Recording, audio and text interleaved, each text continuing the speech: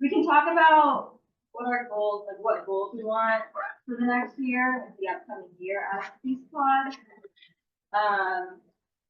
The past few years, we've divided it into kind of like stopping new warheads, stopping new bomb plans, and supporting rule of law.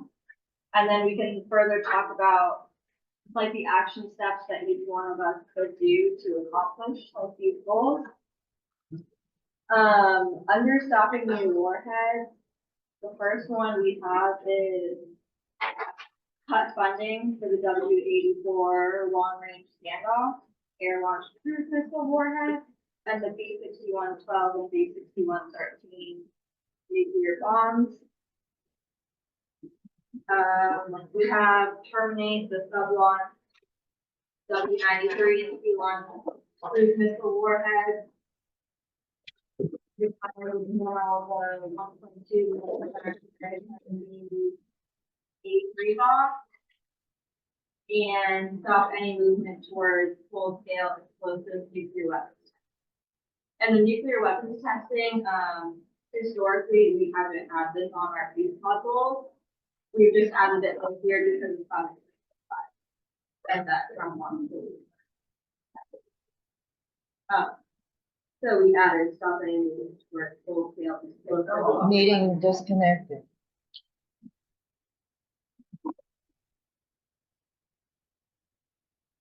So maybe when they connected their meeting, it disconnected us. No. No, they have their own Zoom Zoom. link. Yeah, it's just the internet connection here. So come on. Not with the intern.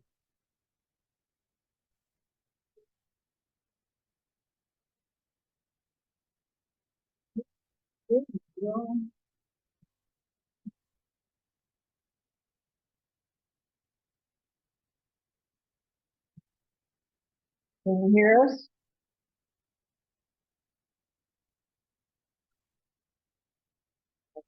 Yeah, I have like the 2025 goals on my laptop. Should I join the Zoom link? And you can make me a co-host and I can screen share. Yeah, you Am I can. doing YouTube Yeah, that way? yeah.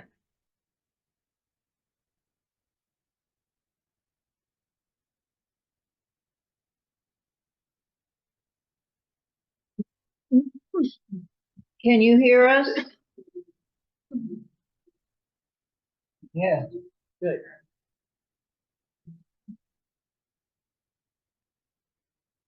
Yes, I can. Mhm. Thank you.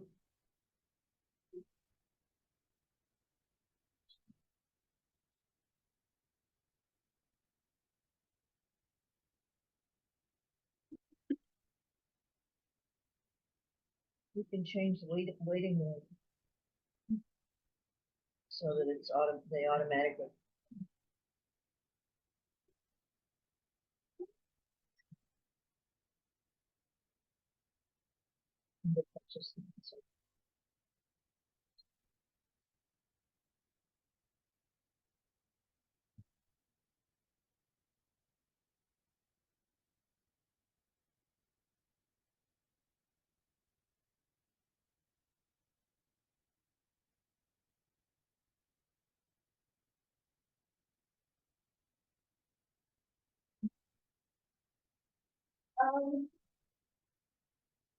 So is there anything else you all want to add into the stopping new warheads? Do you think it's a pretty like comprehensive list?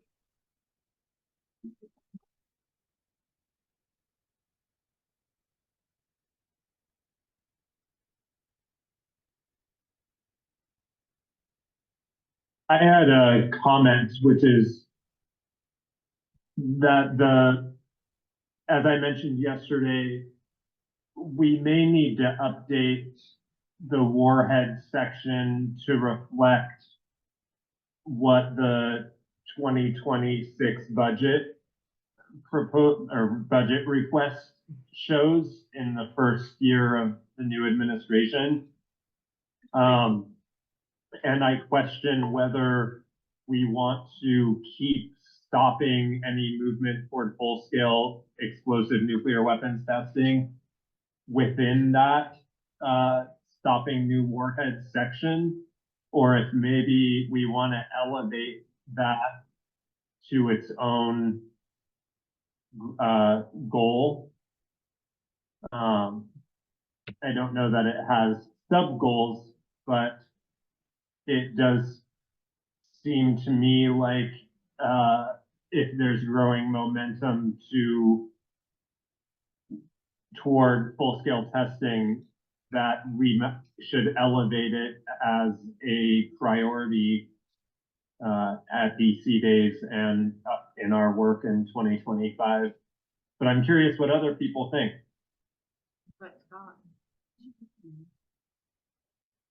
Could you set it so that the speaker is, big?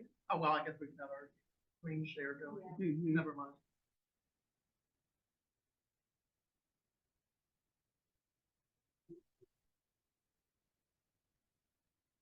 I think we could set it as, like, make it its own.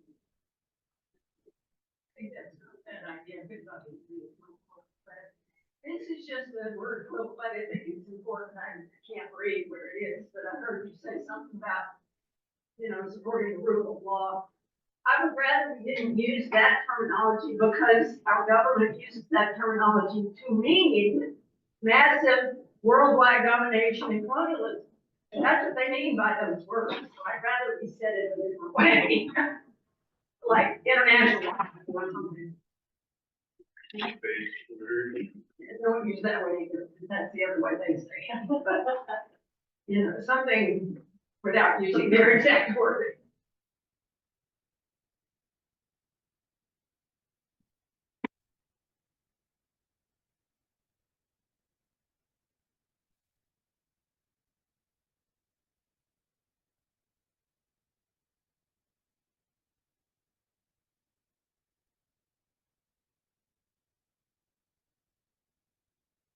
Another comment that I have is that this overall goals sheet doesn't reflect the addition of oversight and accountability, which was something that we added right before DC Days 2024. I don't know that it needs to be a standalone piece, but I think I'm proposing, I guess, that we include it as an ongoing 2025 goal. I think that's a great idea. I think oversight and accountability is one of the biggest issues. There's been so many cost overruns for NMSA projects. There's lack of accountability. And I think, like, that's kind of like, honestly, I think that's like the easiest one for us as A&A as possible. So like try to put in specific legislation to hold NMSA accountable, so it's not security, the work that we're doing. So I think that overriding accountability should be. Is somebody taking notes? No, I can't.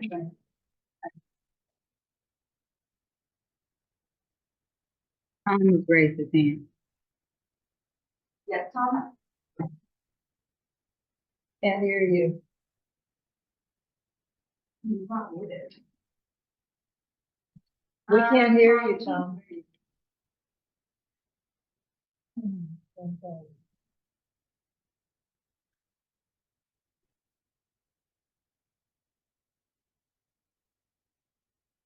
Can you scroll that down below, do the piece of goals that go up, see whether or not on the line, so it's a goal, whatever it is on that page. Oh, I don't know why it's, I don't know why. You can't scroll down. On my, it's showing the whole thing. Can you scroll down? This is a slideshow. So if I scroll down to the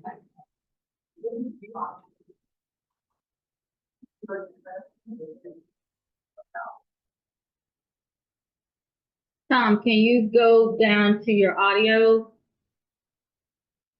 Make sure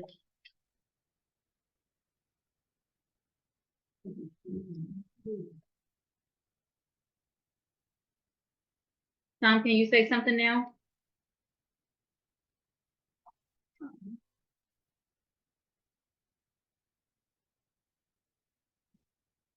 Do you have that, as a full screen? On my laptop, it's important. Okay, maybe we should not have it full screen. I'm just worried that people won't be able to be too small to do that.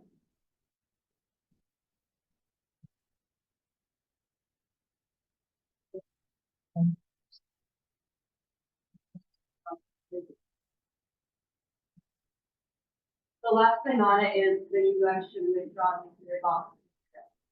That's the only thing that's gonna stop.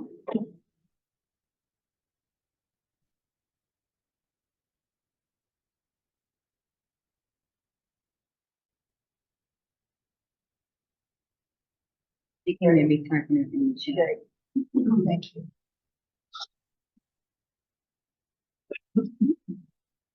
So are we talking about just, when we say accountability, are we saying DOE or just DOE accountability? Can we add, that they provide us a list of SMRs, like,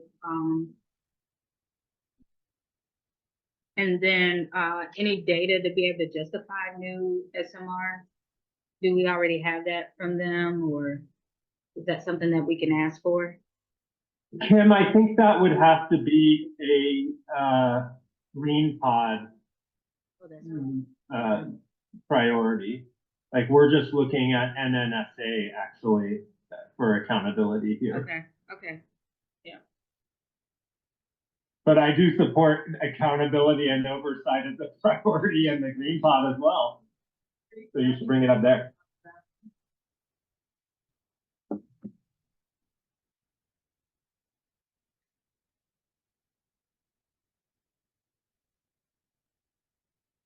The next two are stopping these bond plans and support the rule of law and the government. So you can see if maybe anything else should be added to those. I mean, if this wording could be edited.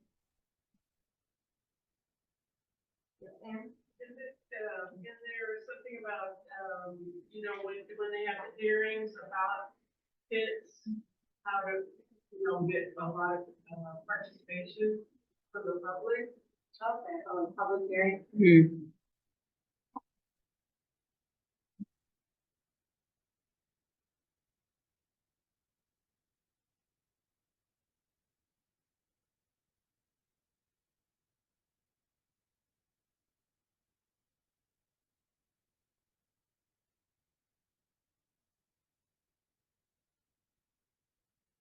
That could be added to the third bullet point, maybe?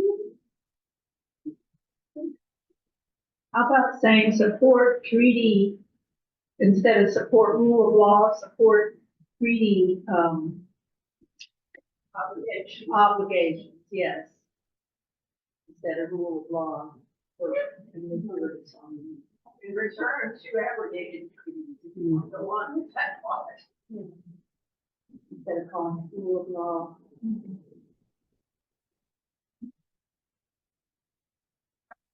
Think about the, party in Europe, in March.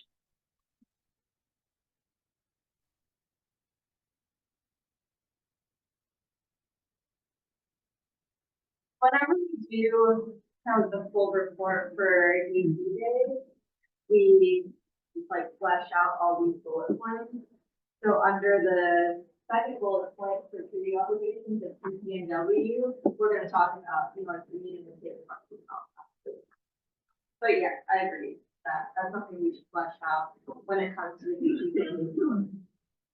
So do we also have, and I apologize, I was looking at my overall notes for federal priorities. So for SRS, do we have somewhere where we could eliminate the requirement for 50 pits per year? I think that was something that came up in the last DC days. And then, support a nationwide, environmental impact statement for SRS for any upcoming projects? Do we already have that? Do we know? Do you know? Kind of like a feasibility study or something like that?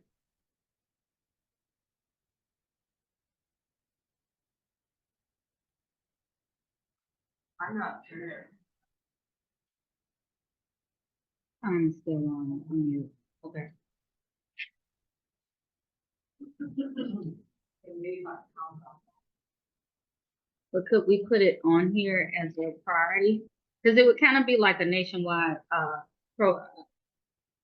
kind of, programmatic type of environmental impact statement. Kind of like, sort of like Department of Transportation has kind of like a feasibility study or impact statement before they can do any new projects. Okay, so. I'm curious, Kim, if there is a site-wide environmental impact statement for SRS? Do you or Tom know of there being one? Yeah, I don't, yeah. Why can't we use Tom? I don't know. Tom said Tom negative. doing a thumbs down. Can you just write in the chat, Tom? When the last one was?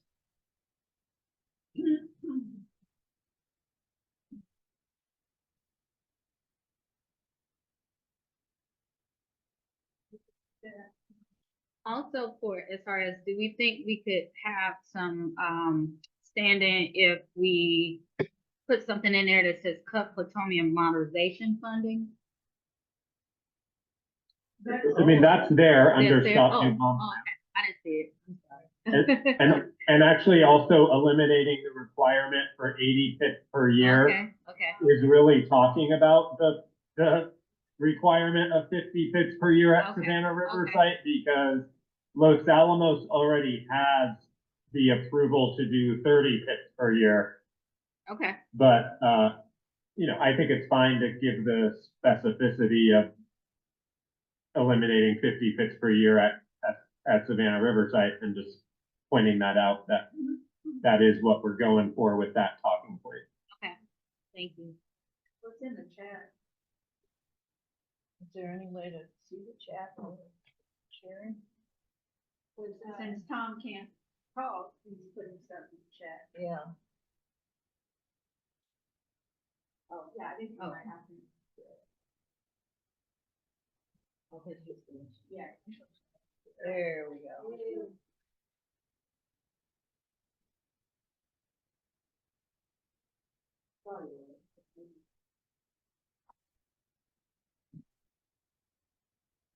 Are you adding something to the chat? We can't see anything from you in the chat yet. Enter. Well, we haven't gotten all the way down. No. It's not there. It's not there. It must be still talking. Did you hit enter? He did. Oh, but maybe we hadn't gone into the chat yet, so I wasn't sure. Yeah.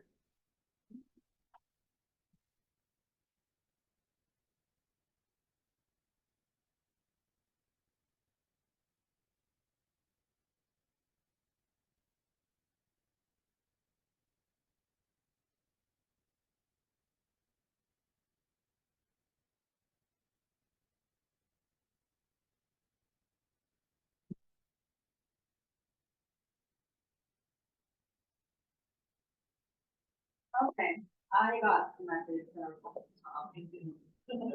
They don't use site-wide environmental impact statements at SRS. That's all I'm putting. What about getting Jeremy to try again to eliminate the 86 per year requirement?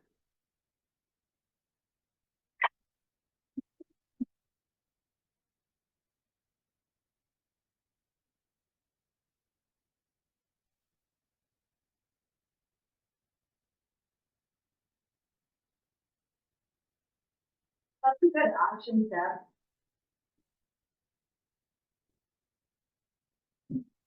Is there anyone who's willing to take this action now? Get Jeremy to try to eliminate the 86 per year requirement?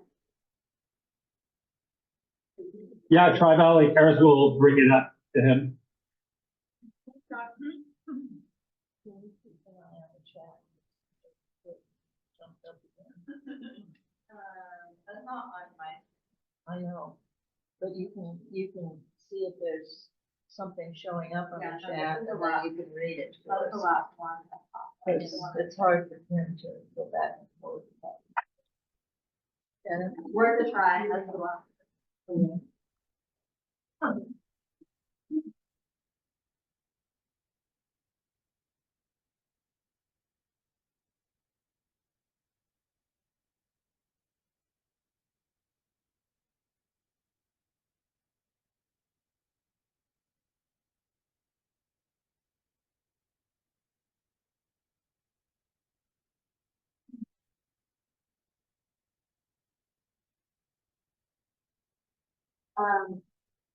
Specific action steps that we could do.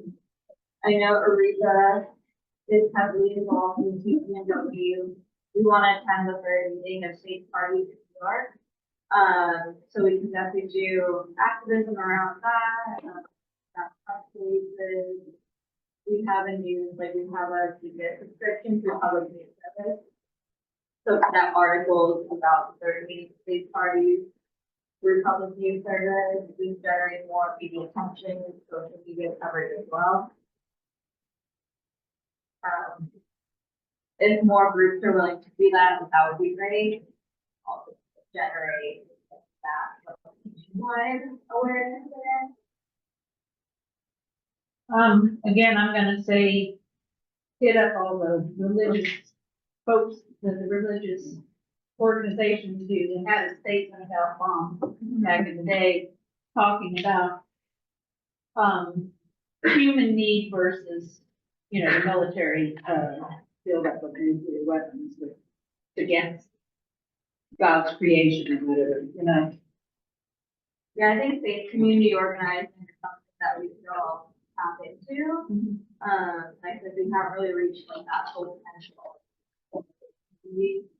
The Catholic Church is the component of the TPNW, the Vatican ratified it, actually, so that's a great opportunity.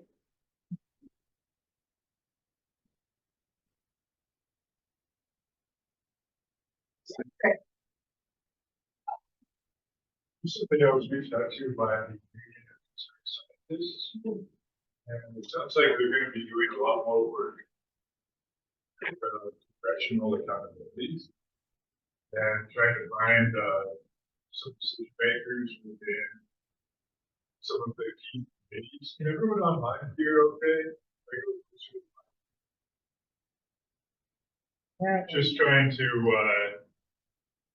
share, that I'd like to keep helping with some coalition building with the Union of Concerned Scientists, because I noticed just part of our challenge with these organizing around these priorities is the just capacity for the ongoing congressional outreach and the consistency that's required to get Congress to change any position.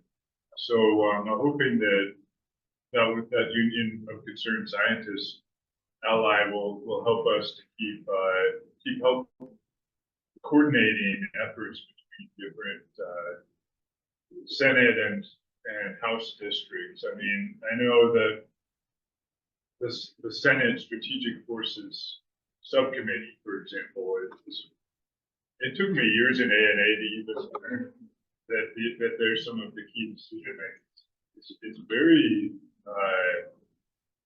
It's very difficult to track who are the decision makers to move these goals along.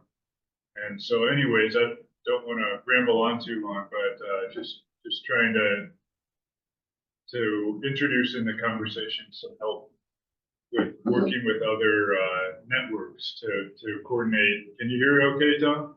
he wants us to read what he just said. The Union of Concerned, still involving from Union of Concerned Scientists, is to release a report on pit production and because they do media work and law. Oh, brilliant, brilliant. So yeah, I'm just hoping we can keep a lookout for things like that and see how we can coordinate our forces.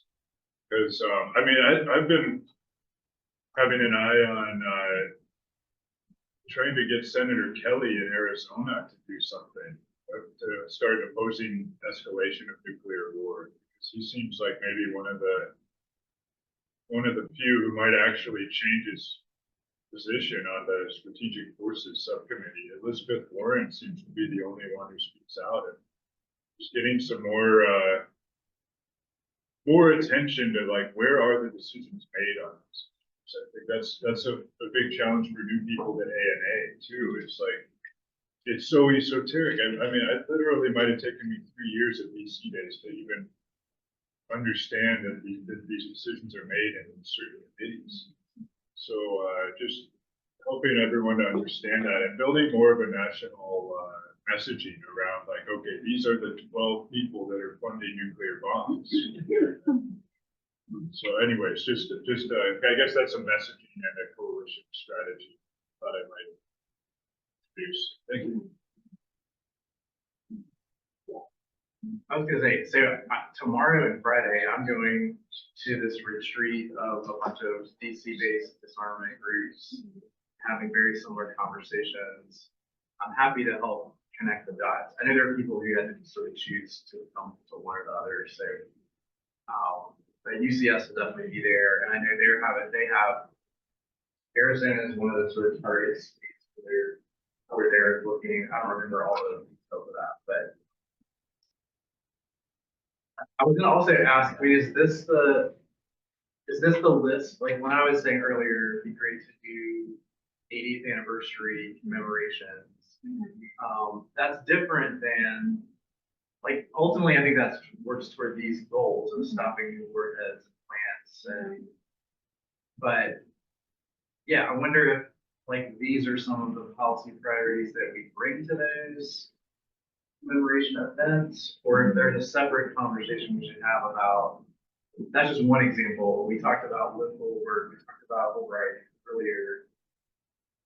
That it would be good to kind of figure out how they all act, how we coordinate it. Yeah. These are things that we take to DD every spring, and like talk to our representatives about. Like, these are our lobby. At least like for us, like when Aretha does commemoration events for Hiroshima and Nagasaki, we don't talk about all this like cool stuff of the community. We talk about, cost overruns, like UPS's like shooting coming up. We talk about some of like the dangers of nuclear weapons production to the community. So in terms of the environment, public health risk, worker safety, etc. So we kind of tailor it to more like community level events. But for the 80th anniversary, I do think it's really important today to like discuss maybe like a joint theme that ANA wants to do, because I do think that's something that we can do jointly nationwide, like one theme, and have Aretha wants to have, well, our goal depends on our capacity, but our goal is to have all our events throughout the year tailored to the 80th anniversary. So we're not like totally swamped like in August, like trying to do like a million things. We're kind of like slowly like into the like our tax day event, 80th anniversary. So like things like that. But yeah, I do think it'd be great if we come up with. Yeah, and that's where I was sort of thinking, like, if there are a few of these, like, I agree that we don't want to go through the whole laundry list of all these community events, but if there were 2 or 3, or even just one, that we wanted to try to elevate nationally and really bring some attention and talk about the history, but also talk about the present day. If we were coordinated about that, we could really bring attention to whatever it is, pit production or new testing or. I think my personal opinion is I feel like the strongest things that we could use coordination for are the nuclear testing, because it's on Project 2025. So I feel like it's kind of like it's on people's minds and it's pretty like current event related. And then the second one would be oversight and accountability, because essentially every NMS statement across the country is serious. And where's the accountability to our taxpayer dollars? Is there anything about RECA? Because, you know, all of this stuff is exposure for citizens. Where does that go? Does that go in green or the piece? I feel like Rika would be more green. But it's from bonds, you know, too, you know, and especially if they want to start testing again. There's already not enough cover, you know, people are not being covered, but they dropped the whole thing. And that was all, you know, from the Trinity bomb. The first bomb was the Trinity bomb, not Hiroshima, not bombing our own. I don't know, yeah, I guess we could add Rika to our goals. Also, maybe like the 80th anniversary commemoration event too. I think Rika could be like a pretty big topic.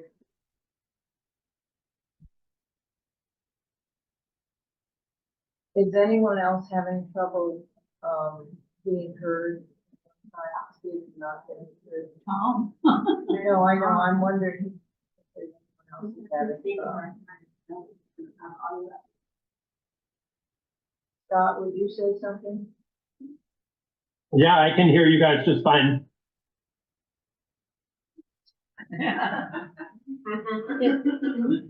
Sometimes if it's close to his iPhone, it'll go in between, like the iPhone or the MacBook or something like that, so. And you should disconnect. Regina said Rika is a good addition, perhaps has obligation to platform. Yeah. Yeah, but can you hear me? Yeah.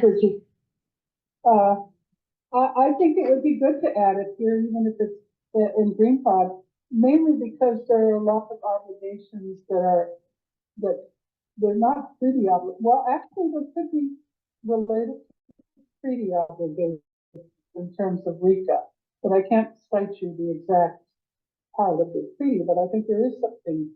Isn't there something in our treatment about Yes.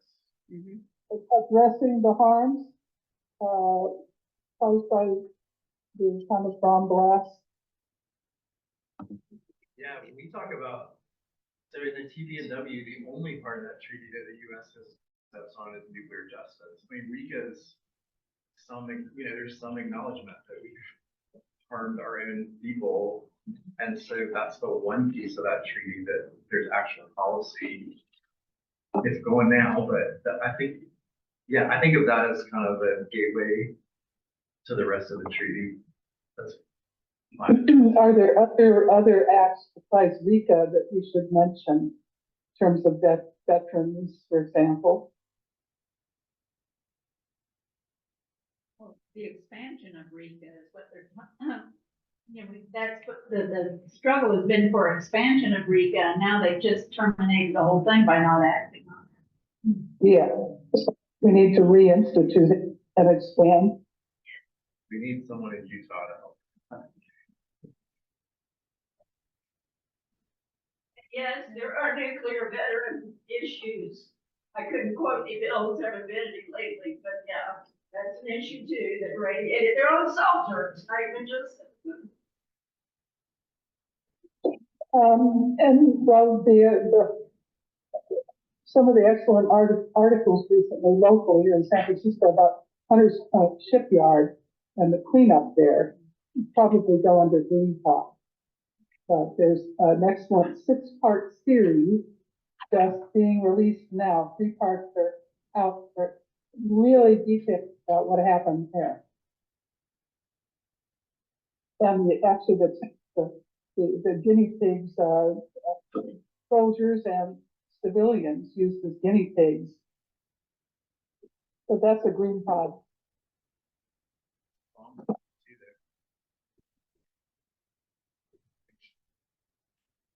Did it say restoration of RECA? Restoration and expansion. Radiation Exposure Compensation Act, that's what we can see. Right, should it say restoring RECA? Restore RECA and expanding it. And expand.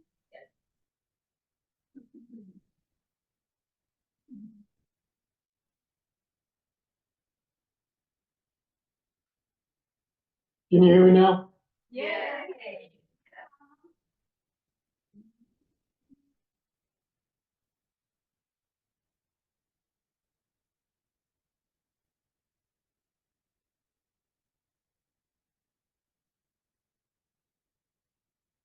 Now I have nothing to say. You can't believe that.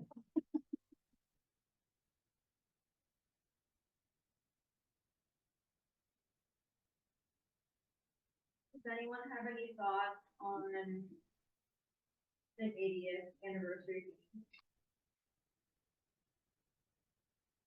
So if we're gonna talk about, I guess, RECA, cost overruns and accountability and testing.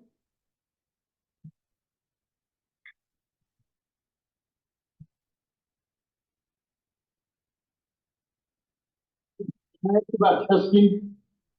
Yes, So the only place I know where it's really mentioned is Project 2025. Do we have any other indication from the Senate or from Trump that they're interested in preparing the Nevada test site to return to testing in 6 months or whatever it is? Is it written anywhere besides Project 2025? I haven't seen it. That's, I think there's been some like Trump allies, administration officials or potential nominees who referenced that, but I don't remember the timing. right. Well, part of my point is, and maybe they can look, but it would take some work to, and I'm sure they can reestablish testing in a year or whatever. They're gonna have a line item budget request, I think. That's one thing to work on.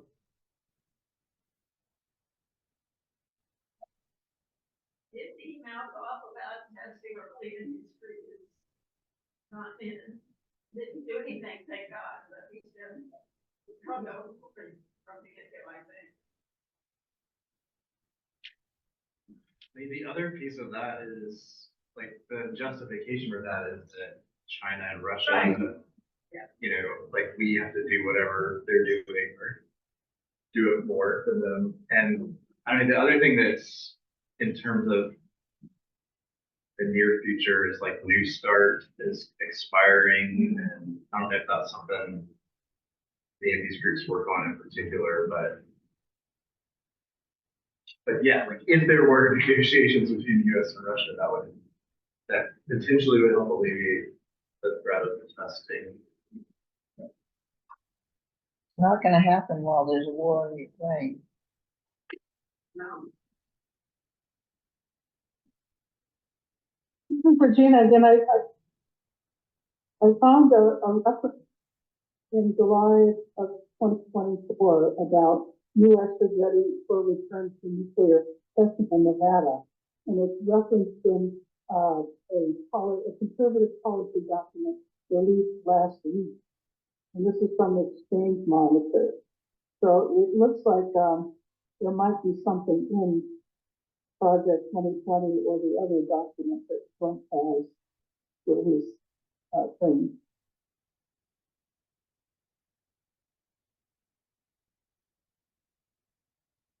Can you put the document in the chat?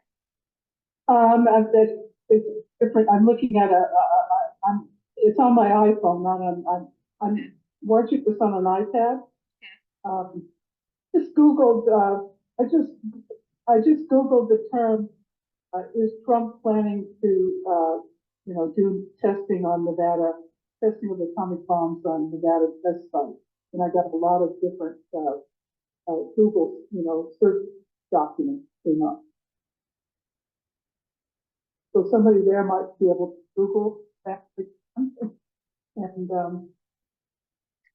it was part of his 2020 platform, which was in office before, but there are more recent articles here.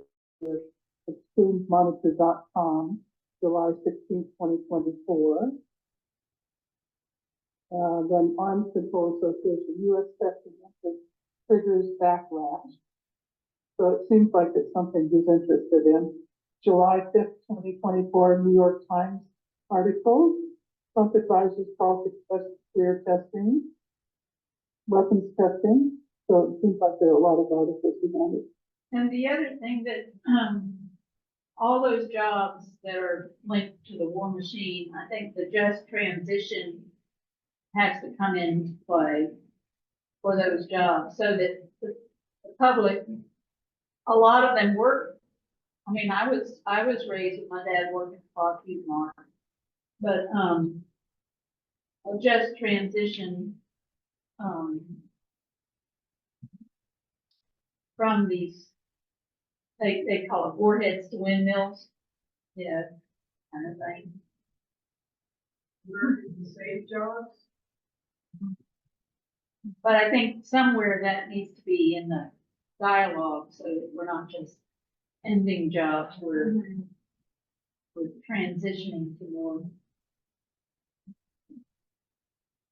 It's not a new.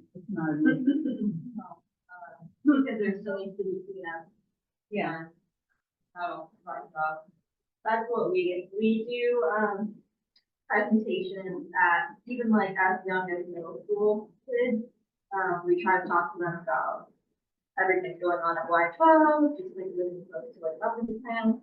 And it's so surprising that these kids are so smart. The biggest like question we get is, what about jobs?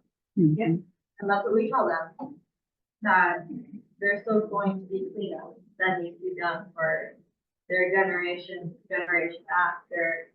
So that's gonna be multiple generations. So they're like, well, my uncle works there, or like, they have all these connections, but it's amazing how we can go through this like that.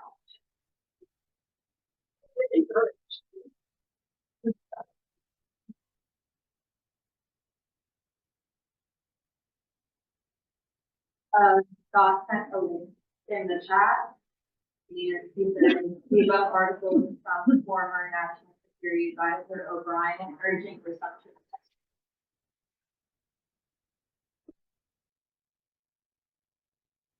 Another action step that Aretha will do, we've been wanting to build relationships with our international partners through ICANN. There are parent organizations. We want to reach out to European partners and see if they're willing to join us on the commemoration as well. So that's something that I'll personally do. Just, this is not ANA, but this is a REPA. There are regattas from colleges on that lake in Oak Ridge, because my nieces were in regattas on. And I thought, wow, y'all ought to have a booth out there for all those college regattas on the, you know, for cruise teams. It's a big thing there, on that lake. And none of them know anything about any of it. We've been trying to do more advocacy. Why not stick the DNFSB support somewhere on the stop new bomb plant? Although that's not their goal, they're just reviewing the design and producing useful information. Or a safety board come out somewhere else. But I think putting in their, you know, support of their review of pit flat, and I guess they're reviewing Los Alamos too. So it's just support their review of pit plant design and construction at Los Alamos and SRS. Sure, but if we're gonna have oversight and accountability as a separate heading, I think Okay. supporting the NFSB in general and all of the oversight they do at all the sites Yeah. would Sure. be Yeah, appropriate. that's good. Because if we're talking about RECA, cost overrun, and things, like all these things that are directly going to part of the community. Right. Now, this is the document that we're working on, so it's just gonna be expanded come spring for DCD in our full report. But these bullet points are usually what our actions are on like that little, on a one pager. And the full report is around like 11 to 12 pages, if I'm correct. That kind of like that fleshes out the bullet points. How does interacting with other groups in the US or in Europe particularly, how does that fit in with this? Because it always seems to me the disarmament groups and other, like ICANN, they don't even know DOE exists or what it does. My thought process was I want, I guess like Arepa wants, kind of a bigger 80th anniversary commemoration. So I guess it'd be separate from these specific goals, but we do want to commemorate the 80th in a big way because the 75th was overshadowed by COVID. I wasn't around, like I wasn't working at Arepa during that time, but what I've heard is they were planning something big and then the pandemic happened. So they couldn't do what like they wanted to do, but I feel like a nationwide, and even international scale 80th commemoration would get media attention, in a way that maybe just like a local event would. And we also hope to bring new people to the cause and increase our number of supporters, especially the youth and the next generation. So that's what we're aiming to do. And Okay, thank you. I mean, I would add, I think it's like we're all feeling right now how nice it is to be around other people who care about this. And I think the 80th anniversary commemoration is a good opportunity to remind ourselves and all the people in our communities that we're part of a bigger movement. And that's how I think about the global partners too, like to remind ourselves that the US is the outlier. Like most countries in the world are with us, right? They're very supportive of abolition. And so I don't know, that helps me wake up every day and feel like we're not doing this alone. And so I think the 80th anniversary is a chance to like feel that even more powerful. we do have our weapons overseas. There are several big global conflicts occurring right now. Nuclear weapons is kind of back on the forefront of issues. Leaders have different use weapons, etc. There's big movements on going on college campuses and divesting from weapons. And I think that nuclear is a great way to like tie into this divestment, not only from Israel, not only from weapons, but nuclear weapons as well. So I think that collaborating with other groups is a great way to build that. Has there been any discussion about nuclear weapons in Asia? Because we're focusing out here on Europe, but not mentioning anything about what's going on That's a good. in Asia. I do want to do like a kind of like a deep dive into our international partners. I've been like thinking about our European partners, but I do want to look into Asian ones as well, like across like the globe in general. And maybe for the 80th anniversary, we can support the Japanese anti-nuclear movement, because in Japan, there's some folks who would like to have their own nuclear weapons.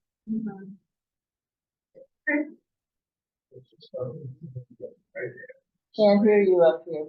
I was just talking with someone from ICANN recently, and they mentioned that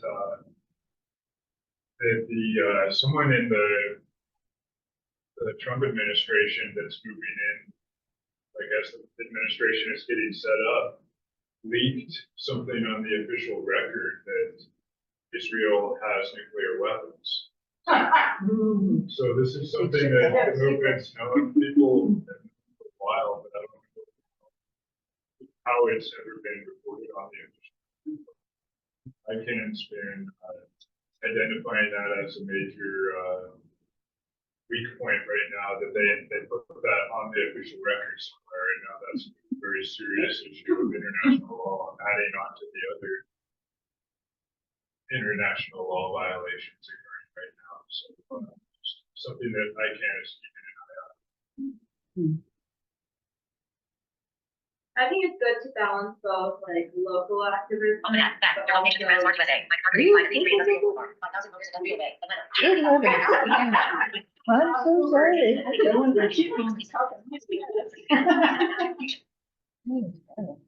But yeah, kind of balance both like local activism, what we as a grassroots organization do, but also move into nationwide and international activism as well.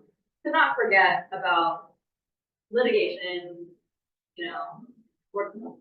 litigation against DOE, EPA, protecting our own community and making sure that we're watchdogs in our community, holding DOE responsible. But also delving into networking, other partnerships nationwide across the globe. So I think these goals and like kind of our networking outreach to that.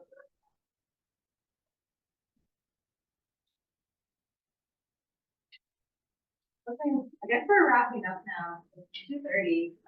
Does anyone have any final thoughts? Online? Would you put the question mark there about Asia? And for Europe, maybe? Do we have nuclear? Does the US have nuclear bombs? Well, Japan. We have Are ours there. Are US ones? Get subs all over the place. Yeah. Bombers.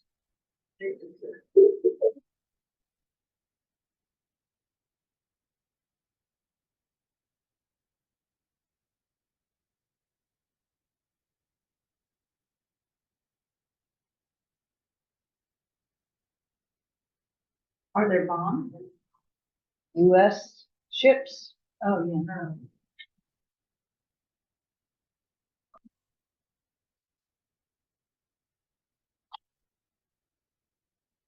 That one up. Because I don't know the answer. Okay. Any final thoughts Right. from anyone online? No,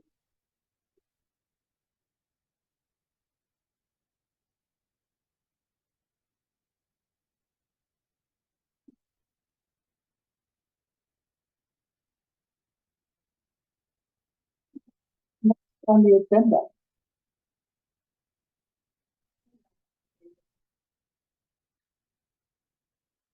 No, That you. is insuring the future of pain.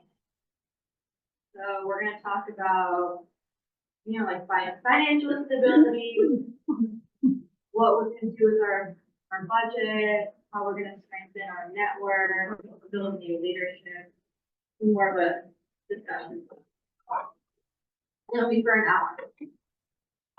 And it's starting right away? We're gonna wait until the people from Green Pod come back in the room, so maybe in a couple minutes. Okay. Just, I don't have the agenda handy, I've lost it. No, Somewhere. You can put it in the chat. Okay. No, it's okay. Oh, I got what I.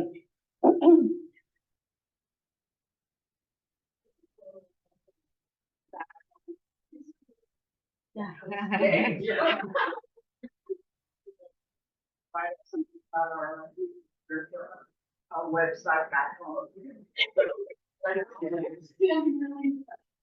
Yes, I was trying to. They don't point there.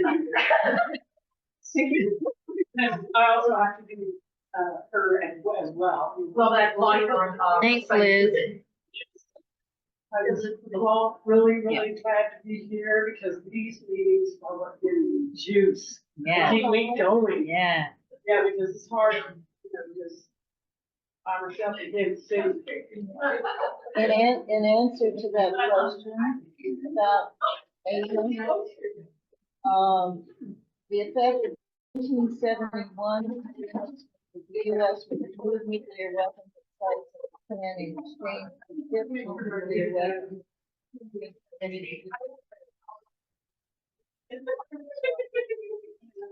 Apparently, it's just another kind of.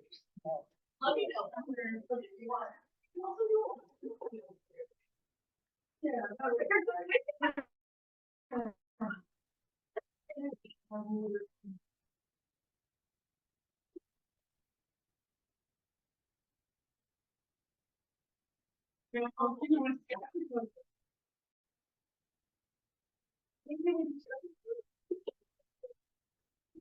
That we've talked about, so we can, you know, like have more collaboration that way and learn about the other side. So someone from Green Pod, what's something interesting that came up in your discussion? Yeah, thoughts? Come in front of Over the, here where we can see you. in front of the camera, so that people online. So there you go. Thank you. We talked about possibly starting a power pod again. We did. We did, and we also talked about getting more uranium mining people in our group here, and so that's actually may happen. We've been kind of working on that the last 6 months or so.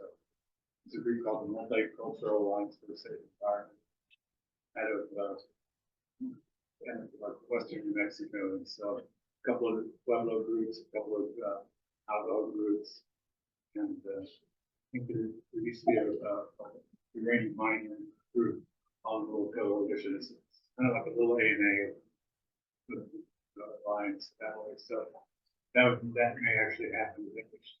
We have a base representative start showing up at our Green Pod and Peace Pod, mostly the Green Pod. And see, uranium, power pod, what else was it?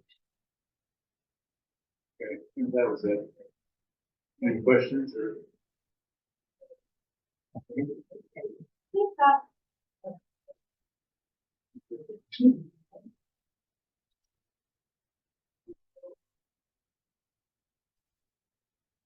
Is there anyone online in Green Pod that wants to talk a bit about what y'all talked about?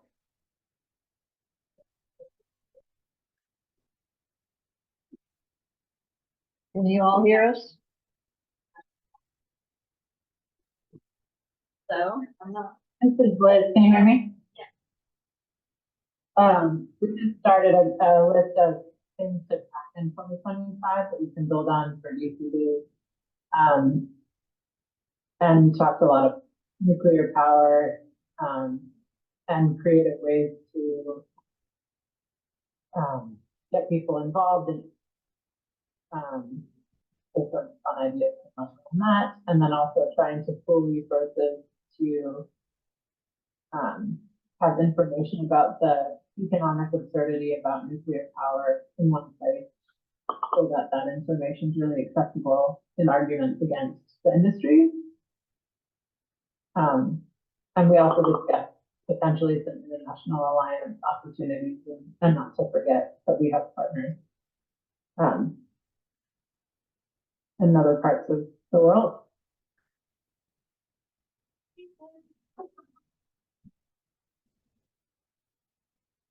I can jump in for Peace Pod. That's something that we talked about as well, is reaching out to our international partners and not forgetting about them. I feel like we're fixated on our nation, on our partners nationwide. We do DP days, we do spring fall meetings, but sometimes I know I tend to forget that we have international partners. These issues are international issues. So we want Peace Pod also wants to do more outreach as well. And then we also talked about the importance of balancing that and also local activism as well. So not forgetting about, our community and doing grassroots work, litigation against DOE. And we talked about our 2025 goals, and we focused on the language of that. We have stop new warheads, stop new bomb plans, and support fulfillment of treaty obligations in nuclear disarmament And also, we want to add, cost overruns and accountability into our.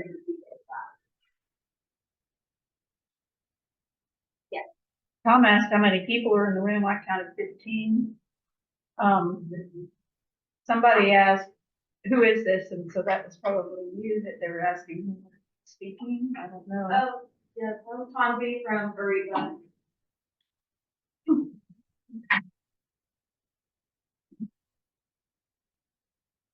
Is there anyone else from Peapod in the room or online that wants to jump in and talk about what we said? I would say we talked about the need to reinstate and expand RECA. That was Joanne from Nuclear Watch South.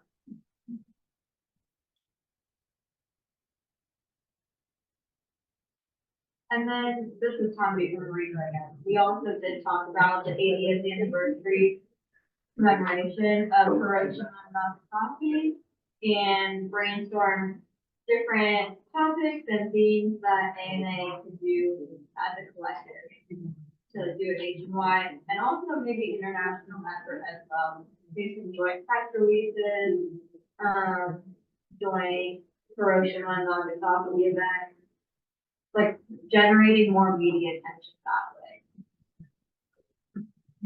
way. Joanne again, this is not what we talked about, but one of the things that I found amazing was Ian Savardi's article in New Watch Quarterly about how we bombed our own nation over 900 times with the testing at Nevada test site. So I think that is on Western Shoshone treaty lands. So I think on the 80th anniversary, that's a real important thing, both for Green and for Peace Pod, to recognize that we're bombing our own people over and over.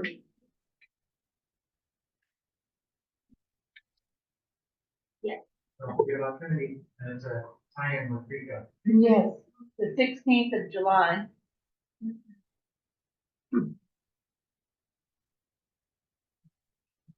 Also the spill. Yes. That's where you're going. Yeah. Church Rock. Yeah. The Marshallies, The Marshall. that concrete dome that was supposed to hold all the fallout, it's of course deteriorating. Amazing, really. And the atomic veterans. Is there anyone else from Green Pod or Peace Pod that wants to talk about anything to discuss? I just want to mention that, go ahead. He's clapping. Yeah.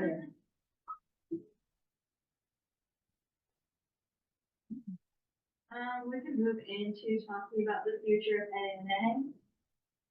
So first off, the benefits, what benefits do you and your group get from being part of ANA? I can start, at least with me, I wouldn't really know of, activism that's going on across the country, in communities close to different weapons complexes without ANA. It helps me extend my network and broaden my knowledge as well. Also, Aruba focuses on weapons issues. I wouldn't know anything about the waste things without it. So that's how it helps me. Anyone else? Yes, please. I love the folks that come very beautiful.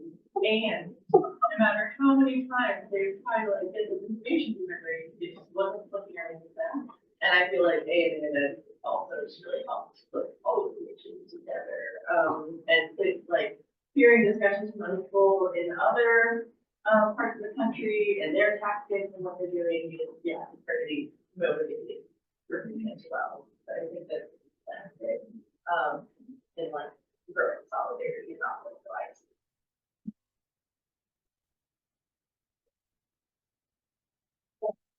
Knowledge deep depth of knowledge of this group holds. I feel like I get a little nugget every time I talk to someone. Every single conversation I have, I learn something. I should do less speaking or listening because there's so much information. I'll take the rest of my life to try to gather what everyone here holds. And that is a gift. I feel more powerful being a part of this coalition and our family work back home.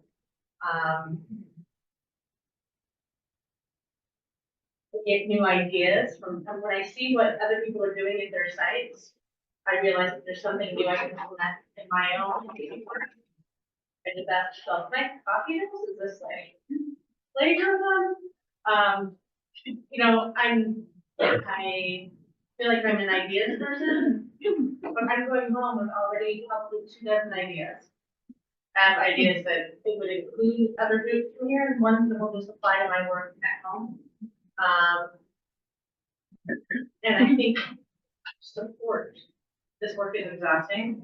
I know that all of us are at times at capacity and beyond, and I can see in other people's faces, just on a, like a human level, that we're all doing something meaningful. We all care.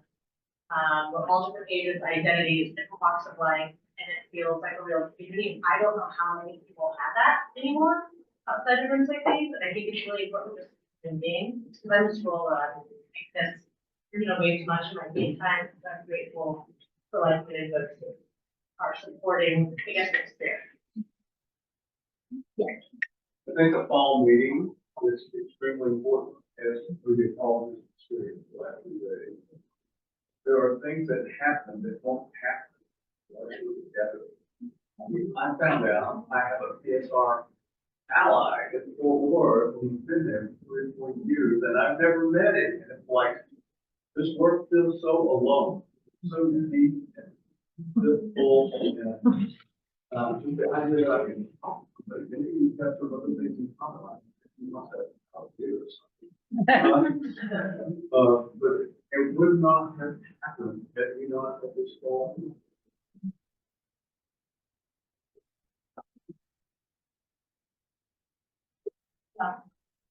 Yeah, like if we look at what we're up against, like the institutions that we're like working against, they're working at like a national and sometimes international level as a very united front. So you have these departments that like stretch out to global communities. So all of these frontline fights that we're fighting are being like led and coordinated by like these top-down structures that like disseminate information and resources and work very efficiently and effectively.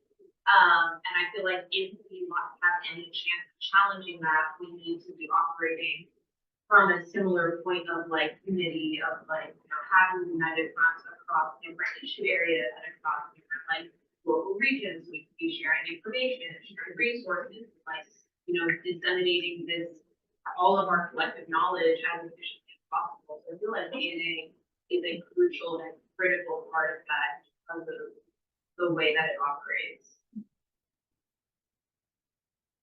I would just say all of these are good grant writing points to make.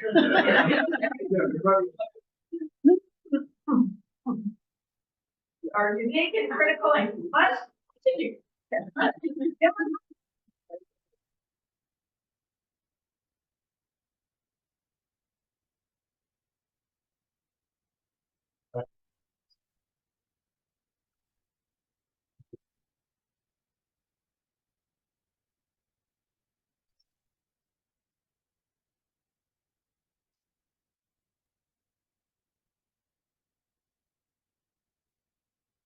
Online? Top of mind, what do I get out of ANA? Support, expert opinion, creative ideas, knowledge, perspective, and networking. I still on, you guys know Yeah. Yeah, with ANA, I feel, more coordinated. You know, there are people with skills and resources, people I trust that can criticize me, and, I would listen to that. But as well, I mentioned a little bit yesterday, and, these days I'm trying to start with trying to explain to people that this is how I make hope happen every day, by doing the right thing, by going to a meeting. So in as much as I'm giving, I'm taking away the hope that we all need. And I want to be able to share that with the younger people, because they're going to be desperate for solutions and to find that hope. So I got stuck with that hope. That's what being part of ANA does for me.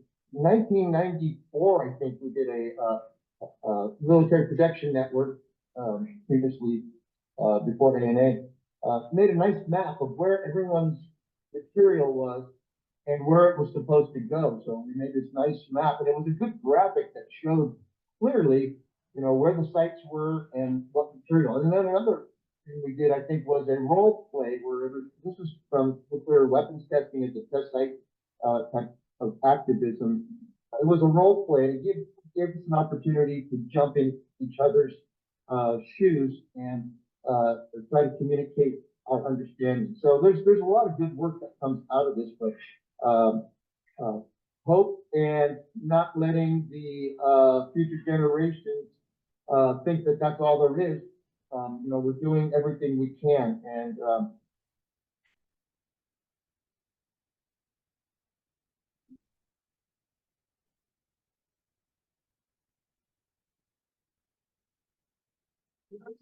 Muted yourself, or did I want you to say something? We did. And we have to, Someone been waiting.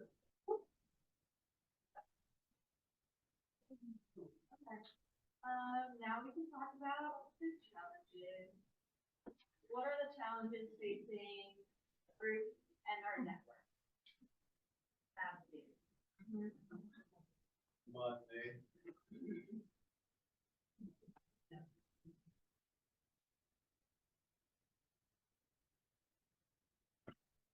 Younger now, like we say, they have endless money and endless connections, and endless pressure.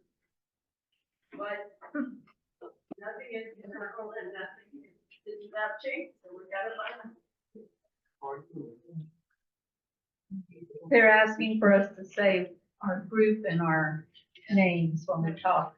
That was Ellen Barfield previously from the Peace Farm, now connected officially through Will. Hard to hear.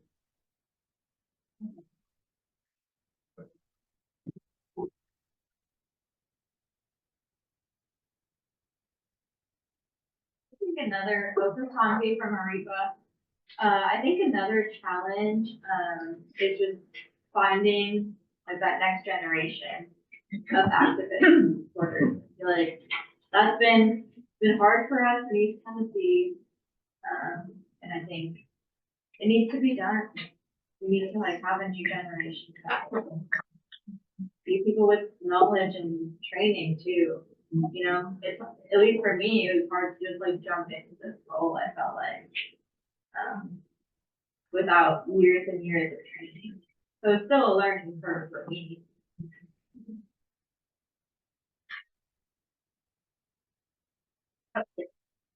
So I will observe that the nuclear industry is comic books for children. They are in the school, the elementary school. In fact, there was a recent article in the New York Times that started with the submarine builders were in elementary school hoping that somebody would go into building submarines in the future. Okay, bandwidth. Oh God, when I went to Occupy, I was so dismayed at how the college students that were there had already been converted to nuclear power was good. So anyway, bandwidth, going to the school. And I'll say we got a grant, which is really unusual for Nuclear Watch South, this is Glenn Carroll.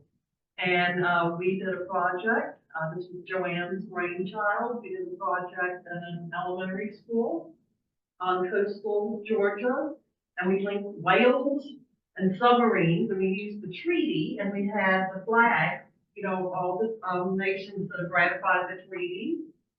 And gosh, we had in the fourth grade, we were like, will somebody help us hold up these flags so we can take a picture when the whole class got up, the teacher started to react. You could tell that a few students backpedaled because the teacher seemed to be signaling concern.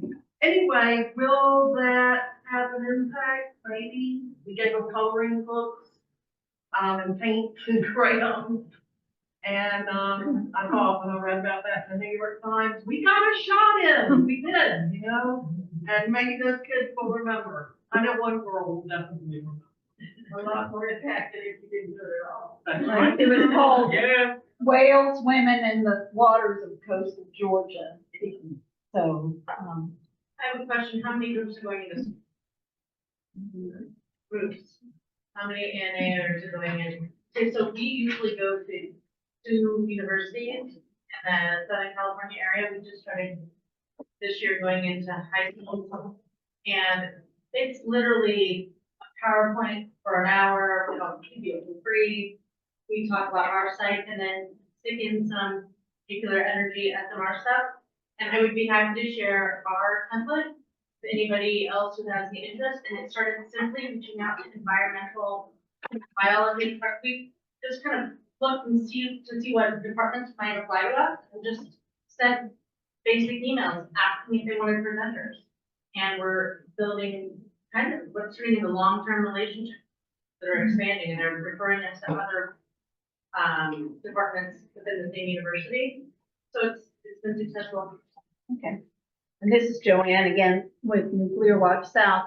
What I've done over the years when my kids were in public school, because I think public schools really need some people coming in and supplementing. If you look at what the curriculum requirements are for teachers to meet, and you tailor your presentation to help them meet their goals, then you're doing them a favor and you're doing the kids a favor with some experiential learning. That's been the way to do it.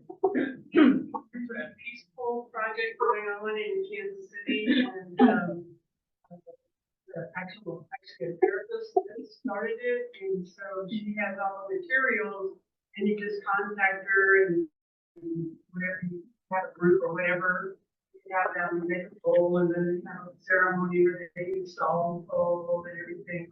So that can be an easy way to, entree into a school, and then you can say whatever you had to say along with it. Oh, there's a question in the chat. My question for the next generation, what do you need to take next steps in this movement? At least for me, I feel like maybe there are times I lack background knowledge still to this day. My undergrad was in international security, so I do have like some previous knowledge coming into this role. I've taken a field trip to the Nevada test site. So I do have some experience. I went to law school, studied environmental and international law as well. But to this day, I feel like my science knowledge is pretty lacking on the science side of nuclear weapons, or just like, this is how ANA has done things for like years and years. Like, I don't exactly know how spring meetings usually go, like fall meetings usually go. So I feel like I'm still pretty new, and then to be pushed into like leadership positions has been great. Don't get me wrong, I do appreciate it. But sometimes I feel like I can use a bit more guidance on what's, been going on for years. I don't have like that personal knowledge really. This is Joanne again, and I'm not even an ANA member, I'm a friend. But You are. I am. Imagine that. But I feel like the next generation is going to do things differently, and I think that's fine because it's a different world now. And so I'm just glad you're interested. And I had this hope at one point in time that, because I'm a river rat and I like to me the water is life, and all of these nuclear things take water and they all impact watersheds. But I envisioned having river rats, you know, the guys that like to do rafting down the rivers and paddling. How do we get them involved? Because they do, you know, music festivals and all this fun stuff. And you have to have that element in, you know, as a hook, but you can still have a serious side to the reason behind your celebration. What we're doing is celebrating life. We're celebrating the planet, Mother Earth, and how to take care of her, but also that it takes responsibility. It's not all about us having fun. We have a responsibility, and how do we transfer that responsibility and that sacredness of life to the next generation? I think the arts is a very important part. I think being in nature is a very important part. So, you know, we don't have to do it the same way we always have done.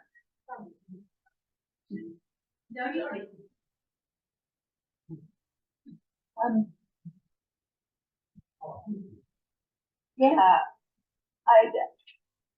so I guess I would like to just say that this work is hard enough without having everything.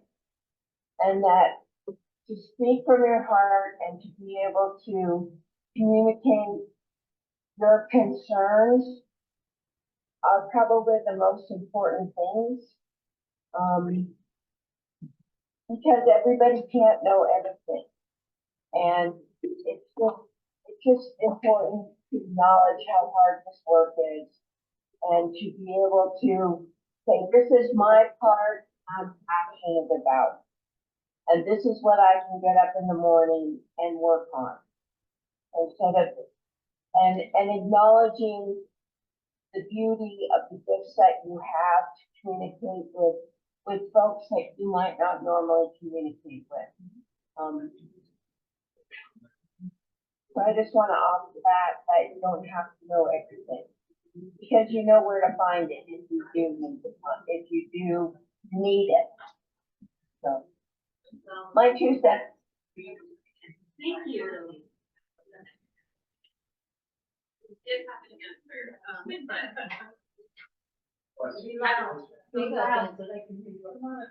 Say your organization. Hi, I'm Giselle with the Rocky Mountain Investment Center. Just to offer an answer to the question about the next generation.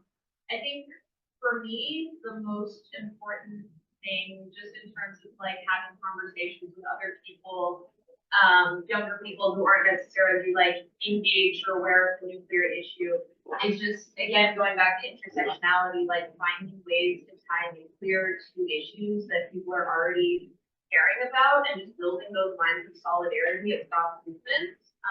So not just expecting that if we say things loudly, people will come, but there's not reciprocity in that. So like, you know, going to other issue events and like, you know, bringing up nuclear as it connects to those issues, like going to climate events and, you know, going and talking about like how nuclear connects to climate, or going to like racial justice or indigenous justice. Like there's so many issues that people are already like very amplified about and very caring about.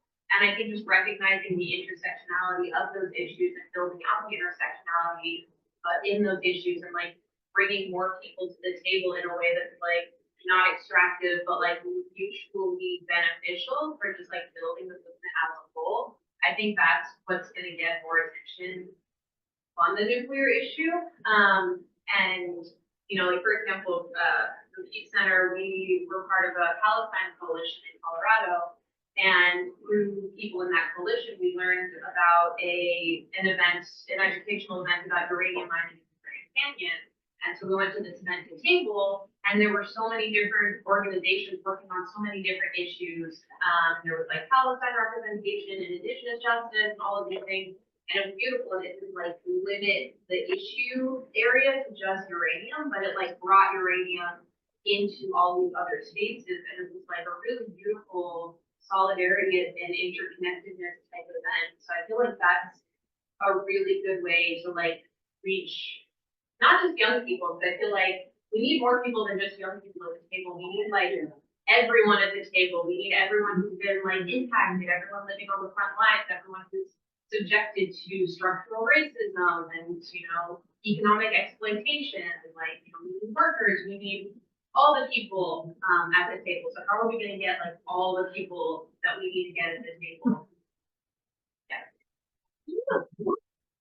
I'm from Texas, and I just want to say that at some time 50 years ago, as a first generation, first birthday activist who has very strong liberal leaning and no scientific knowledge, they will always try to intimidate you and make you feel inadequate to the occasion.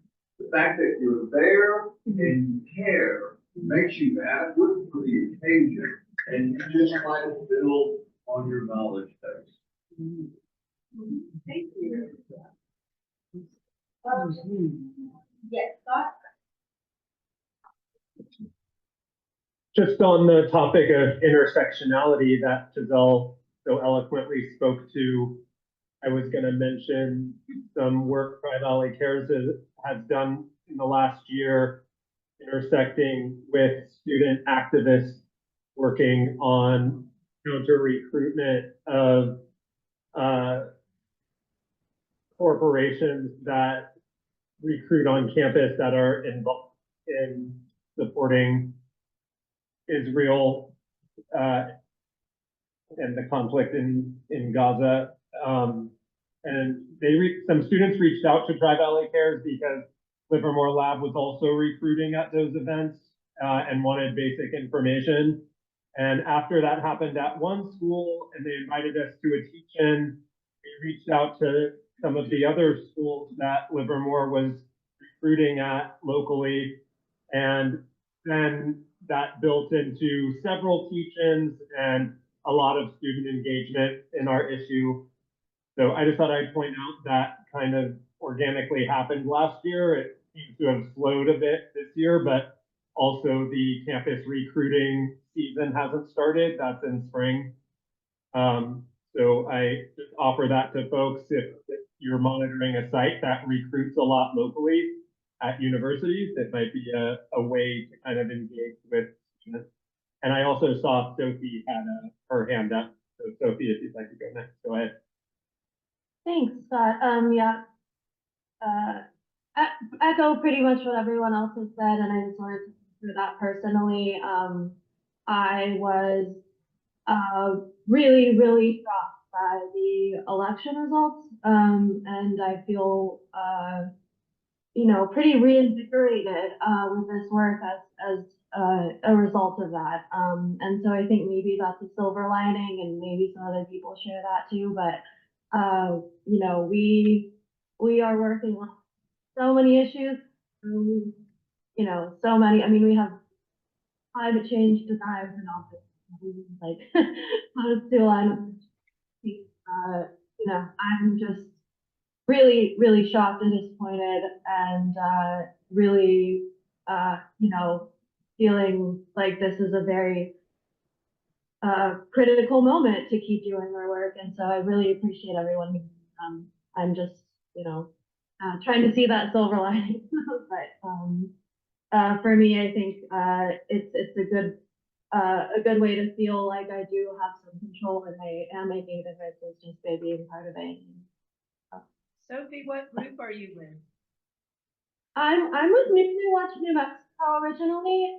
I also do Tri Valley Care. Okay. And I also do in social media and website work. Okay.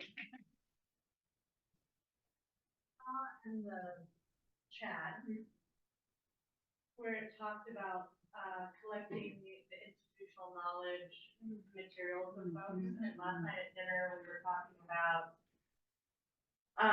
some kind of, I don't know what you would call it, or collecting oral histories, starting with maybe one of our more senior members, Dawn, and maybe all of us can just make a a bullet point of our areas of expertise and things that we would like to talk about, because we don't have much time to talk when you give your 20-minute spiel on something. And, I'm interested in, Ryan, you said you have history and collecting oral histories, that maybe that could be a 2-3 year project of this group. Somebody mentioned that maybe the Smithsonian would be interested in funding that work last night. I was thinking Library of Congress, but as Project 2025 is rolled out, maybe a long-term act of defiance is to put this knowledge where it can't be lost. So, about oral history archives, our previous executive director, Brown Hutchinson, he was working at a repo for around 30 years before he retired, so like a really long time, and that's a really, like, that's a lot of history preserved and transferred down to me. So what he did to like protect that knowledge was he went through all of our photos, all of our newsletters, basically all of our publications, every single one of our archives, and put it on like a hard drive, sort through it, put it on a hard drive, and our physical like copies of everything, it's now at the Peace Resource Center in Wilmington College. So that's a great resource. They're very interested in nonviolent work, nuclear disarmament work that we do. So it's all there, and they have the interns. Did you say Swarthmore? Peace Resource Center at Wilmington College. Wilmington. In Ohio. Wilmington, Ohio. Okay, thank you. And there's also Swarthmore, which collects lots of good stuff. So there's other archiving institutions. Oh, Have any of the groups started archiving their? Well. Oh, yeah, Will Forward is really, there is an excellent doing an oral history, online instructed couple of hours from a woman who's about to get her master's in that kind of work. With Forward is usually, it's 100th anniversary, it's got over. And we've been doing some oral history together, so it's, how to do it. Yeah. And I can do that for you. Great.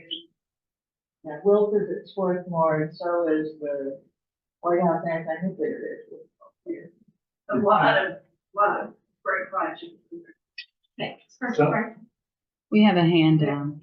If you want to go. Diane. Sure, I was just gonna say real quick, yeah, I mean, I got into this work partially doing oral histories of, activists older than me, movement workers, and I've just continued to do that throughout my life. And I was thinking this, Chris isn't in here anymore, I guess, but we were talking about, I think many of our organizations, including ANA, but many of us, have to figure out how to straddle this gap in generations and how to.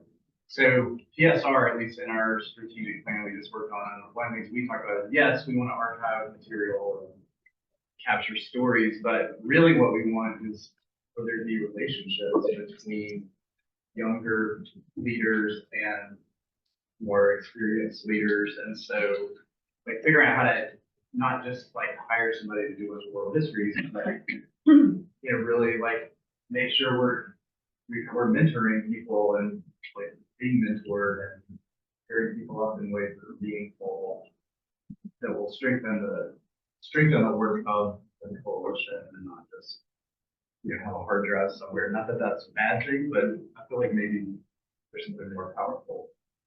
Diane. Look at what Lee just said, that's an interesting development.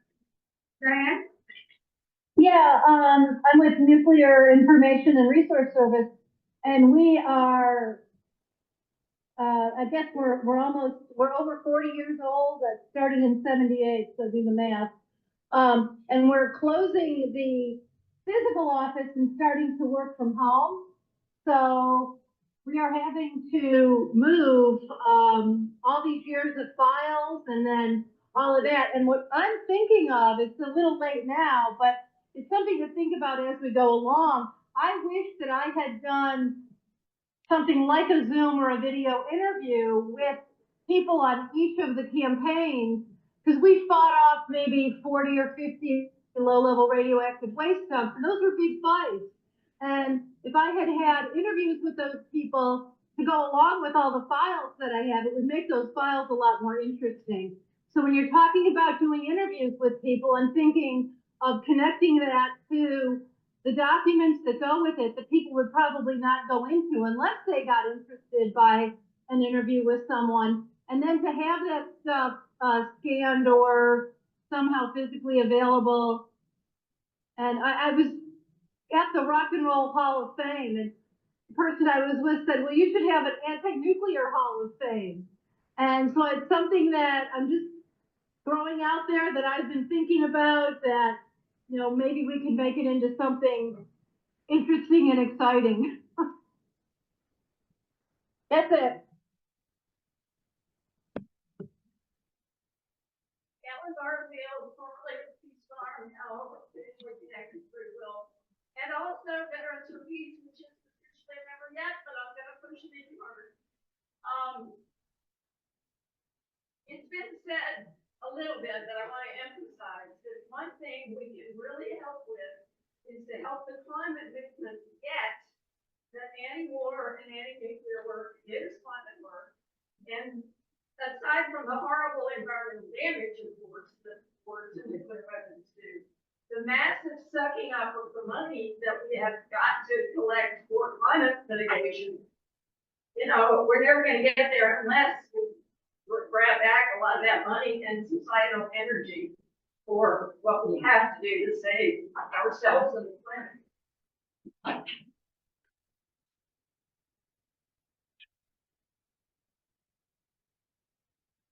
Oh, and excuse me, I did want to specifically say, does anybody know Jim Hansen?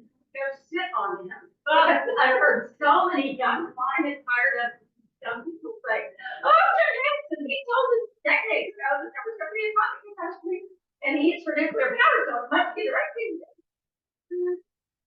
Naomi Klein has a really good response to him. She talks about how she respects him as an expert on climate, but he is not an expert on nuclear, and he's wrong on nuclear. I think it's on the NEAR's website. I'm not quite sure how to find it, but Naomi Klein has countered him pretty well, but it's not something we need to have more out there. We need him to say it, but yes, that is a good thing. He's not going to. He refused to debate anybody at NEAR's years ago. Yeah, I know. Naomi Klein's message in that video you're referring to is that nuclear is an extractive industry. And extractive industry leads to the sacrifice of people and places, and that's what's wrong with nuclear.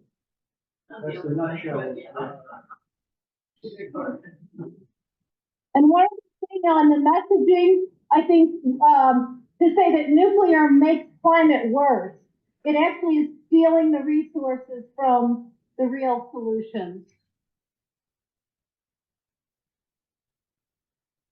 We're gonna go for around 15 more minutes and then go into the board election. I just thought we got a little off topic about how is A&A gonna survive? So we did. So the next thing that we're gonna talk about is what could ANA be doing better? Is there anything happening on a local and national scale that we could, better tap into? How can we grow as a network?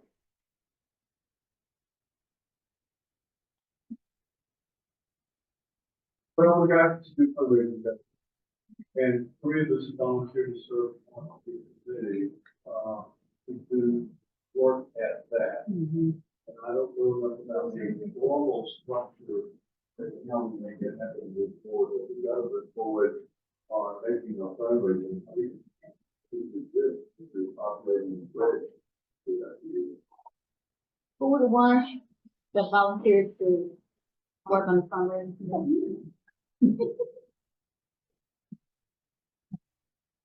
Well, and Lauren, okay.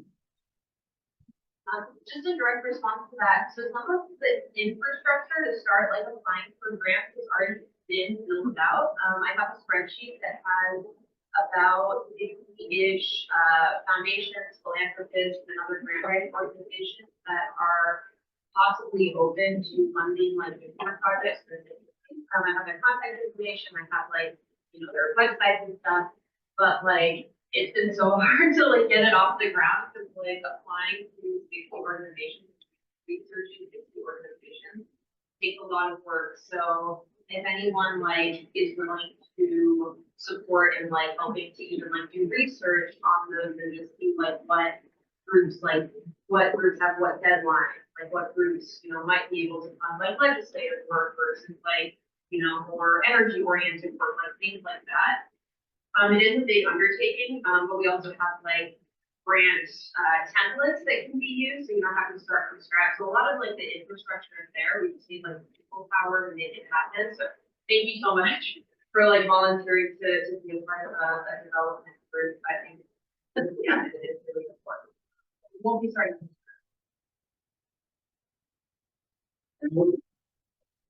Yes, if anyone's interested. Did you say that the grant, like the content is already built out? Yeah, it needs to be Potential updated. question. Yeah, it's the grant template that was used to apply for some grants last year for DP days. Right now it's specific to the scholarship fund for DP days, but we do have like a lot of different boilerplate language there. I can check out. Yeah. And How about a T-shirt for the 80th anniversary that we sold nationwide? I like the T-shirt that has the different locations of the 8 major sites listed out. Yes, that is a wonderful shirt. It's a very sweet issue. It's great, man. Did y'all hear that online? That was from Ann Sullivan in Kansas City. Can you say that again? Showing the site, Yes, it was saying 80 years, that's enough, 80 years, that's enough. or something like that. La pasta, en el pueblo. 80. And how much money it is, should be on there. The amount of money that has been spent over that period. Yeah. Do we feel safe now? That's a good question. Oh, yeah. Are we safe yet? Yeah. 97,000 per minute on nuclear weapons. Currently. Yeah, next year, by the time it'll be different.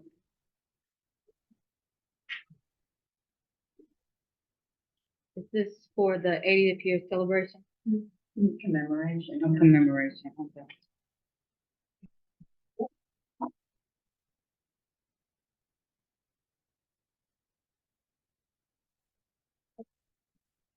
Last thing that I want to talk about is leadership. I guess we already kind of like touched in on this when we were talking about the next generation, but how can we build / strengthen ANA leadership?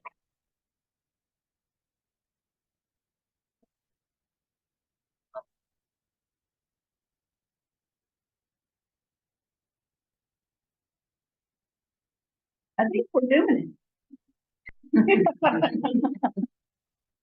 Raise the salaries. Yeah.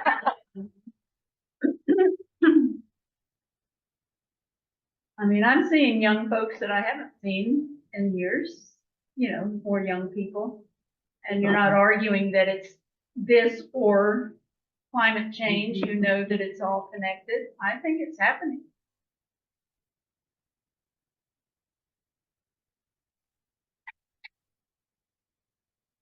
And yeah, going to the schools that discussed earlier. Yes. I also think bringing in more diversity too. Yes. Yeah, not just, you know, younger folks, people of color, indigenous communities as well. Because that's how we're gonna fix it. Mm-hmm. Might consider doing some virtual webinars. Topic by topic throughout the year. And then we could, because it's virtual, there's no cost, it would just be the internal cameras or whatever. And then we can all look that up for our individual group networks, that attempt to get more people interested in this work. We have a volunteer here. Sophia. Fundraising. Yay. I do think that's a really important point that, like, it's great to think about what's leadership look like in this room or in this Zoom. But we obviously need, 10 people for every one of us that's here to sustain this for a long term more. And so, yeah, kind of how are we welcoming the next level of people who might be interested in stepping up and doing more, and how do we support them? I think A&A has been good at that over the years. Regina. I just want to circle back to the idea of information sharing. AMA is a tremendous resource with very in-depth detail and specialized information, which I think the climate coalition, the climate intersection, would benefit from. And I like the idea of some videos that people were talking about. And young people often, when they want subject matter knowledge, they'll go on the internet and look for it. So what if AMA had a series of, whenever you think of a topic that's, critical that people understand, do a short video and post it so it can be found when people need, subject matter knowledge that we share about nuclear industry, that the intersection we're talking about, Naomi Klein, the refuting climate activist office. There's a lot of expertise group that gets shipped bananas, but not very widely. So maybe there's a way to be a little bit more proactive about getting that information in forms that other people can use more readily. I look to AMA for the bananas list for things, and sometimes I can respond because I have enough knowledge to be able to respond to a lobbying request or responding to an EIS, something, making comments. But I think we do have to do a little bit more educating of the climate justice. That's where all the foundation money is going now. So if we put some hooks out there, make sure that people understand that the issues we're working on are really part of the climate issue, I think we'll have some more success maybe in funding, but also in just getting the intersectionality of these issues across better. So it's a lot of work to do little videos, but I think it might be worthwhile. And I don't know if it's fundable. Thanks. Ian has a suggestion. Podcast, get a host and interview each of us with one of these students about their education online. I agree with that. I was reached out to by Sloucher to be on a podcast episode, and through that, I've had people from other boards reach out to me, and like Ariba has built partnerships that way. I thought that was a great opportunity.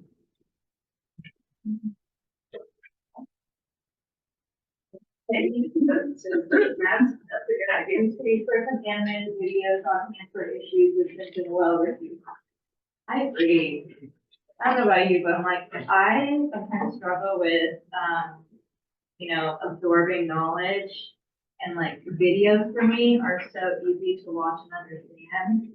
Sometimes if there's no visual, like my brain just can't absorb the knowledge. That might be me being ADHD. I know a lot of young people struggle with that too. So if they can see something on a screen, they're interested. Yeah. Any final comments? I was gonna say, Georgia One has a podcast that we've started called the Chopping Block.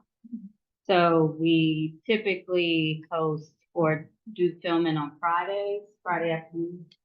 So, leading up to DC Days, we would, be willing to do something and maybe have some people on. And then I know, a while ago, we used to put together like a spending budget or something like that. Bobby Paul was kind of telling me in the repertoire that I guess Georgia One used to do that. And so we would be willing to do that again, you know, because I think, again, visuals, graphics, putting that into some type of digital media and organizing so that people can see and, you know, kind of get the word out about what the feds are doing in regards to defense and militarism and all that good stuff. And I think that would be helpful for us to learn. That's Kim. That's Kim, Kim from Georgia One. Two comments, yeah, sorry, Diane, it's developed in our green club today, Kevin Camps was discussing stats about how much a subsidized job costs per job we have to create, and how much money is slated, correct me if I'm correct this incorrectly, how much money, if you look at how much a reactor costs, if you break it down into the amount of employees they have, cost analysis, when we're discussing with impacted communities of workers, I think infographics would be great for that. Because it's hard for me to rattle off stats, but if I could, that could just be one slide for someone who says, but what about the jobs? You know, if we could have an infographic for that, that's super easy to understand and actually would be more beneficial to the community, more affordable for the government to subsidize a renewable job. You don't have to have a 40-minute conversation. The national priorities project is discussed out like that. Here's your community and what could happen instead of been on for a long time. That's very well. Yes, Sophie? National priorities.